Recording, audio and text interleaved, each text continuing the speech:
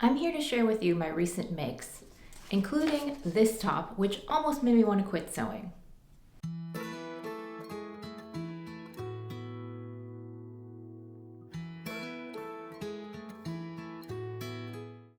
But first, let's start with the makes that went a little more smoothly. This first piece I want to share with you is Simplicity 8554. I made View C out of a Cindy viscose twill that I bought from Minerva. I do apologize, I should have seamed this jacket before I started, but I'm on a little bit of a time crunch, so hopefully you can forgive me.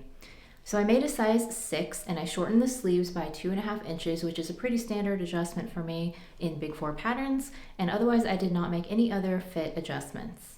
This pattern is actually very easy to sew, especially in a soft, drapey, thinner fabric like this. I have seen people make this out of thicker fabrics like denim or even wool, and I do think it would be a little bit difficult maybe to sew through all the layers because this flap here is lined and then you're also sewing it onto the jacket, and so just be a little bit careful with your fabric choice. I wouldn't pick anything that's too bulky.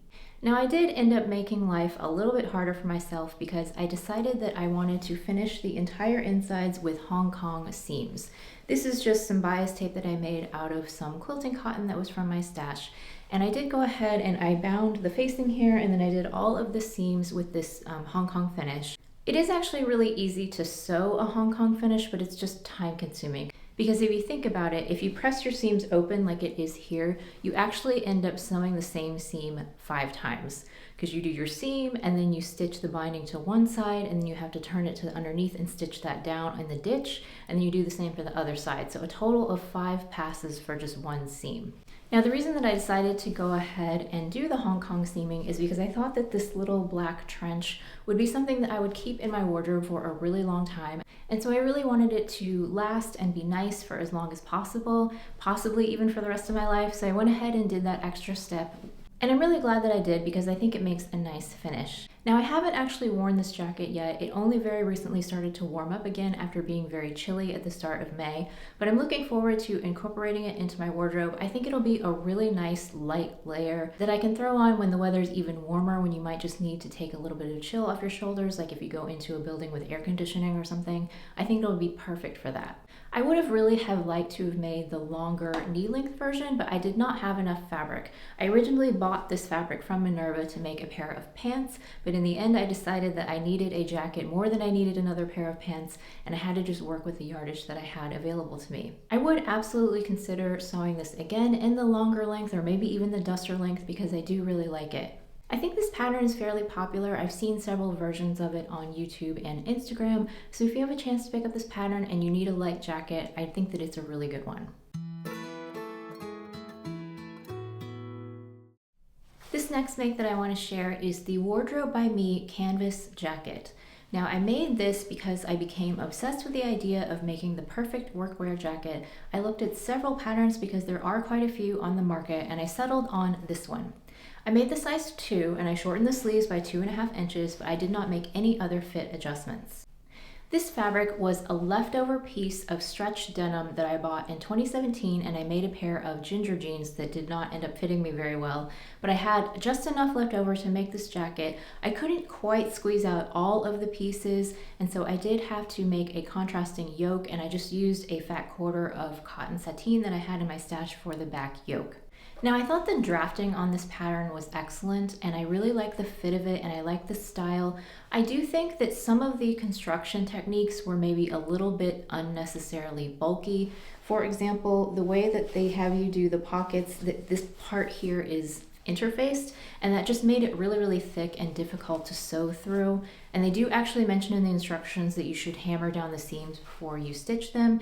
I probably would have just left out the interfacing because in this heavy of a fabric, I just don't really think that it's necessary. And then also the way that you construct the button band, it does get quite bulky down here with the hem. There are definitely other ways to do this kind of construction where you trim out some of that extra bulk so it's a little bit easier to sew.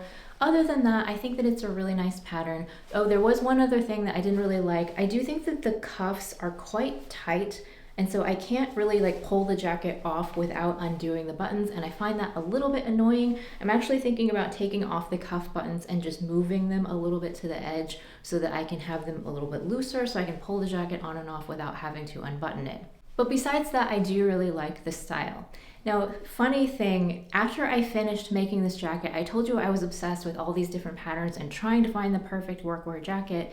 And when I completed it and put it on, I realized that it looks almost identical to the Simplicity 9239, which is my very favorite shirt jacket that I own in my closet. I guess it didn't really hit me that there's not a big distinction between a shirt jacket or a shacket and a workwear jacket. They're kind of really the same thing. So in reality, I probably didn't really need to buy another pattern. I could have just made another Simplicity jacket, but you know, you live and you learn. And actually, I do like some of the methods of construction on this one a little bit better than the Simplicity one that I made. The Simplicity jacket has a facing, whereas this one has the neat enclosed yoke using the burrito method, and I just think that looks a little bit nicer. But you know, they're both great, and I'm happy to have both pieces in my closet, even though maybe this one wasn't really necessary. I have worn this one already, and I do think that it's very comfortable and easy to wear, and I think that it will get a lot of mileage in my closet because this gray goes with a lot of things. It's a nice neutral, but it's also a little bit different than a traditional denim or a black.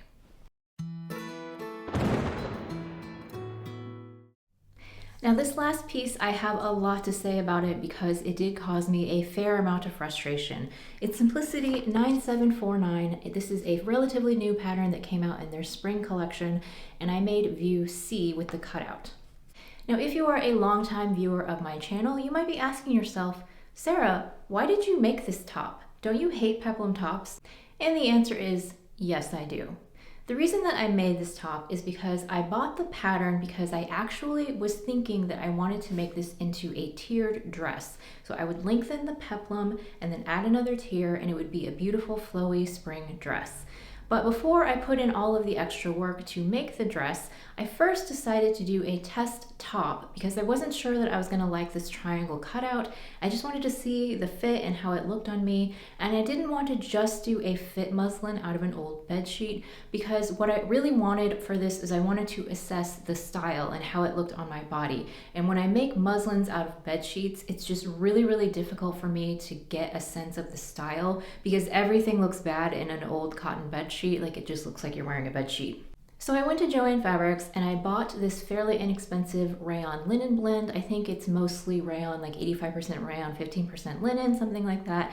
It was on sale, so I got 1.5 yards of this fabric for around $10. So not a big expense if it wasn't going to work out. Now this pattern starts at a size 8 and I actually need a size 6, but because the shoulders are gathered with elastic, I figured I could just pull the elastic a little bit tighter and it would probably fit okay. I did intend to do a small bust adjustment. However, when I traced out my pattern piece and I was trying this different method of doing an SBA that was like a pivot and slide method, and the issue was that I was trying to remove 2 inches from the chest measurement, but that also narrowed the waist. Actually, let me back up a bit. I made a size 8 up in the shoulders, and then I actually graded the pattern out to a size 12 at the waist, because when I looked at the finished garment measurements on the tissue, the waist size for the size 12 said it was going to be 28 inches. My waist fluctuates a little bit, but it's generally between 27.5 to 27.75 inches. So I was actually really worried that that 28-inch finished waist was going to be a little bit tight. So I really did not want to cut anything off at the waist. Now back to the small bust adjustment, when I was trying to remove 2 inches from the chest up here, that also does take out some width at the bottom of your pattern piece. And so I just couldn't figure out a way to remove what I needed from the chest, but not take it out of the waist. So in the end, I just threw away my traced pattern piece that I was working with. And I'm like, this is just a muslin. I'll do it just as is out of the packet, and then I'll figure out later how I can adjust it. Now that ended up all being for nothing because as you can see on me, the waist is actually really loose. I went ahead and I laid out this garment and I measured the waistband piece, and the actual measurement of the waistband piece is 30.5 inches, which is significantly larger than 28 inches. Now, I am in no way a perfect sewist, and so I fully admit that I could have made a mistake and not done accurate seam allowances, but I don't think that I would have been that off. I do think that the pattern was probably wrong, because there's a pretty big difference between 28 inches and 30.5 inches. So I just think that the pattern lied to me, and that made me really mad, because actually I could have just done the small bust adjustment and taken that extra width out of the waist piece, and it probably would have fit just fine. So let's go ahead and talk about some of the other issues I had with this pattern. So as I said, I was expecting to have to shorten this shoulder elastic a little bit, but I actually ended up having to shorten it 4 inches, which is way more than just one size down. I do think that even accounting for differences in the stretch of your elastic, I think that that was way off. I also think that perhaps the length of elastic that they tell you to cut for the back panel might also be too long, and that might account for why this is so big. On me, the elastic in the back isn't stretched very much, and so that kind of tells me that it could be tighter. Unfortunately, it's just really hard to adjust that because you basically have to construct almost the entire garment before you can see how it fits, and so I didn't know that I needed to shorten that elastic so much. If I did it all over again, I would probably take out at least an inch, maybe an inch and a half off of that back elastic so that it would be a little bit tighter. And then the last construction element that I had the biggest issue with, and it gave me so much frustration, is actually how you put the little piece of elastic in this cuff. So I'm going to do a little cutaway and we're going to look at the instructions and I'm going to explain to you why I think it was a total disaster and completely wrong. Okay, so in regard to stitching the casing, so you do kind of like you normally would. You turn up the hem twice and then you stitch it down and you leave an opening between one large dot towards the underarm seam for inserting elastic. So you just leave a little open edge there. Then you're supposed to put these little pieces of elastic that are 3 3/4 inches long. Okay, so you stitch one side to the dot. Okay, that I could do. But then you're supposed to somehow feed it through that little opening that you've left near the underarm seam to the other dot on the other side and stitch it down. How are you supposed to do that? You can't use a safety pin or a bodkin because you wouldn't be able to get the bodkin or the safety pin out. Now, I suppose theoretically you could leave the entire opening in between the two dots open and you might be able to do it that way, but that's not what the directions tell you to do. They tell you to leave a small opening in between one of the large dots and the underarm seam. So what I actually ended up doing is I serged the elastic. So I kind of anchored it down at one large dot and then I pulled it tight and I serged the elastic to the other large dot and then I just serged the rest of the hem all the way around and then turned and stitched it with my sewing machine. Now that did work, and like I said, this method or the other method where I said you leave it completely unstitched in between the two dots, either of those could probably work, but the point remains that the instructions, the way that they're written, they're impossible to execute. Now, after having gone through the whole process of dealing with this elastic here, in the end, I don't like the way that it looks. On the model, it looked a little bit weird, but I was like, I don't know, I'll just go with it and see how I feel about it. But I don't really like this sleeve. It's a little bit droopy, and I don't really see the point of just having this little narrow piece of elastic. It's just a little bit of a weird shape. I think if I were going to do it over again, I would just do the normal elastic casing and have the entire arm with gathered elastic. I think that that would look a lot better and it would certainly be way less fussy. So that is more like sort of a design thing that I don't like, but that was just another thing that I thought made it overly complicated.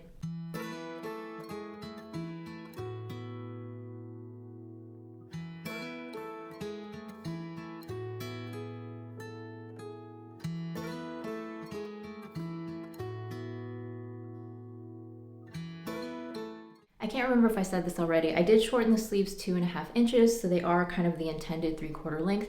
And I also cut 1.5 inches off of this peplum here. I got a comment from someone on YouTube that said the reason why I don't like peplums is because they should be shorter and more cropped on me. So I was like, maybe that person's right. So I cut off 1.5 inches from this peplum, but I still don't like it. I feel like maybe that was the wrong thing to do, and because I kind of feel like it looks even more disproportionate now. I don't know. And the last thing was I did omit the zipper that's supposed to be in the left side seam. Because the top was so loose, I could just pull it on and off without the zipper, so I'm like, I'm not gonna bother putting it in. And although I suppose I could go back in and try to take in some of these seams and make it more fitted at the waist, the reality is I don't like this top enough to fuss with it anymore. Right when I had finished it, I was just really kind of frustrated and unhappy, and I did not like the top, and I'm like, this is stupid, I'm never gonna wear this, I don't like this at all. So I hung it up on the rack and just left it for a few days, and I did get it out yesterday to take pictures, and I do have to say that when I got it styled and I put it on for the photos, I didn't hate it as much. It was more like, it's fine. You know, it's not lighting the world on fire. I don't think that it's fantastic, but I do like the color. I might wear it occasionally. So I no longer want to throw this in the trash, but I don't think that it's really great. And I don't like the silhouette enough, I think, to go ahead and make the dress that I was originally thinking. I'm just going to do something else with that fabric. So in the end, I'm not sorry that I made this, because I do think that I saved myself a lot of aggravation in hacking the pattern to make a dress out of really expensive fabric that I would have then been disappointed with. But do I recommend this pattern to others? No, I don't. I feel like generally I give the big four a big leeway partly because I'm just really used to them and the way that they work, but also because I live in the US and so I have access to these patterns at pretty cheap prices. So I'm like, well, I only wasted $2, so it's not that bad. But if this was an indie pattern that cost me $20, would I be upset about the instructions and the construction of things? Yes, I would. I would be really upset about it, and the fact that the measurements were wrong. So I have to say that personally for me, I don't think this is a good pattern. And it's really disappointing because this is from one of their newer collections, and I feel like generally Big Four has been getting better in terms of their instructions and doing a better job with their designs, but this one I think was just a dud. I did just see on Instagram that I think this was chosen as the Sew the Look pattern for May. So for all of those people who are out there wanting to make this, all I have to say to you is good luck. So I really wanted to get this little mini rant/review out there so that hopefully it could help some other people. I think that with enough experience, you probably could make it work for you, but I also think that a pattern should be accessible so that people who don't necessarily have a lot of experience can still make it, and I just don't think this one lives up to those standards. If you would like to watch another video from me where the sewing went a little bit more smoothly, watch this one next.